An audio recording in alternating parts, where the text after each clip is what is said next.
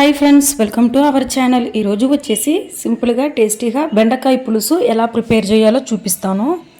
ఇది చేయడం చాలా సింపుల్ అండి, అండ్ టేస్టీ కూడా చాలా అంటే చాలా బాగుంటుంది. ముందుగా అయితే ఒక హాఫ్ కేజీ దాకా బెండకాయ అయితే తీసుకుని నీట్గా వాష్ అయితే చేసుకుని ఈ విధంగా మీడియం సైజుగా కట్ చేసుకుని అయితే తీసుకున్నానండి.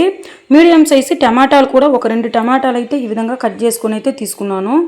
ఇప్పుడు మీడియం సైజు ఉల్లిపాయలు కూడా ఒక 2 ఉల్లిపాయలు ఈ విధంగా పొడవుగా కట్ చేసి తీసుకున్నాను. ఒక చిన్న నిమ్మకాయ సైజు చింతపండు కూడా వాష్ చేసుకుని అయితే నానబెట్టుకున్నానండి.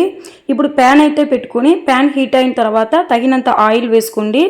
ఆయిల్ కూడా బాగా హీట్ అయిన తర్వాత ఒక 1/4 టేబుల్ స్పూన్ పాటు మెంతులు వేసుకొని పప్పు దినుసులు అన్నీ కూడా వేసేసుకొని ఒక 2 మినిట్స్ పాటు బాగా లో ఫ్లేమ్లో అయితే పెట్టుకొని బాగా ఫ్రై చేయండి. మరీ మాటిపోకూడదండి. లైట్ గోల్డెన్ బ్రౌనిష్ వచ్చిన తర్వాత మనం ముందుగా కట్ చేసి పెట్టుకున్న ఆనియన్ ముక్కలంతా కూడా వేసేసుకొని ఒక 4-5 వెల్లుల్లి రబ్బలు కూడా తొక్కు తీసి దంచి వేసుకుని ఒక 2 మినిట్స్ పాటు లైట్గా సాఫ్ట్నెస్ వచ్చేంత వరకు కూడా బాగా ఫ్రై చేయండి. ఆనియన్ అనేది ఈ విధంగా ఫ్రై అయ్యేటప్పటికి ఒక 2 రెమ్మలు కరివేపాకు కూడా వేసుకుని బాగా లో ఫ్లేమ్లో అయితే పెట్టుకుని పచ్చివాసన పోయేంత వరకు కూడా ఆనియన్ని గోల్డెన్ బ్రౌనిష్ వచ్చేంత వరకు ఫ్రై చేయండి.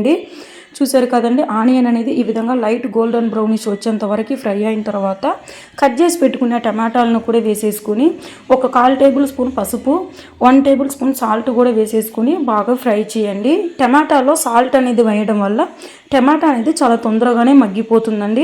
సో టమాటాలో ఉండే వాటర్ అంతా కూడా పోయి ఆయిల్ అనేది సపరేట్ అయ్యేంత వరకు కూడా బాగా కలుపుకుంటూ మూత అయితే పెట్టి ఒక 5 నిమిషాల పాటు లో ఫ్లేమ్లో అయితే ఫ్రై చేయండి. చూసారు కదండి, టమాటాలో ఉండే వాటర్ అంతా కూడా పోయిన తర్వాత టేస్ట్కి సరిపడంత కారము, ఒక 1/2 టేబుల్ స్పూన్ ధనియాల పౌడర్, ఒక 1/4 టేబుల్ స్పూన్ జీలకర్ర పౌడర్ కూడా వేసేసుకుని ఇవన్నీ కూడా ఒక 2 మినిట్స్ పాటు లో ఫ్లేమ్లో పెట్టుకుని పచ్చివాసన పోయేంత వరకు కూడా ఈ కారంని ఫ్రై చేయండి.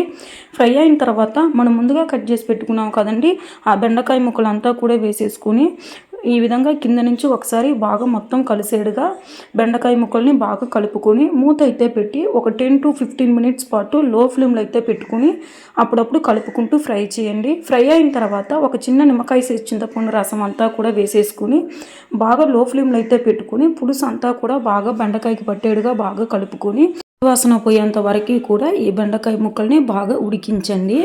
ఈ విధంగా ఉడికిన తర్వాత మన బెండకాయ పులుసు బాయిల్ అయ్యేదానికి సరిపోయేంత వాటర్ కూడా వేసేసుకుని పులుసులకి అంతా కూడా వాటర్ అంతా కూడా కలిసేడుగా బాగా ఒకసారి ఇవన్నీ కూడా కలుపుకొని ఉప్పు కారం పులుసు అంతా కూడా సరిపోయిందా ఒకసారి చూసుకుని మూత అయితే పెట్టి ఒక 10 to 15 మినిట్స్ పాటు మీడియం ఫ్లేమ్లో అయితే బాయిల్ చేయండి.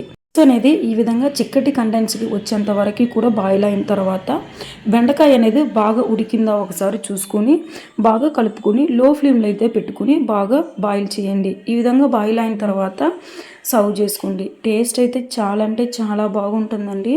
సో తప్పకుండా ట్రై చేసి చూడండి. ట్రై చేసి ఎలా వచ్చిందో కామెంట్ సెక్షన్లో కామెంట్ కూడా చేసేయండి. మరి నా వీడియో కనుక ఫస్ట్ టైం చూసినట్లయితే లైక్ చేయండి, షేర్ చేయండి, సబ్స్క్రైబ్ చేసేయండి. Bye bye.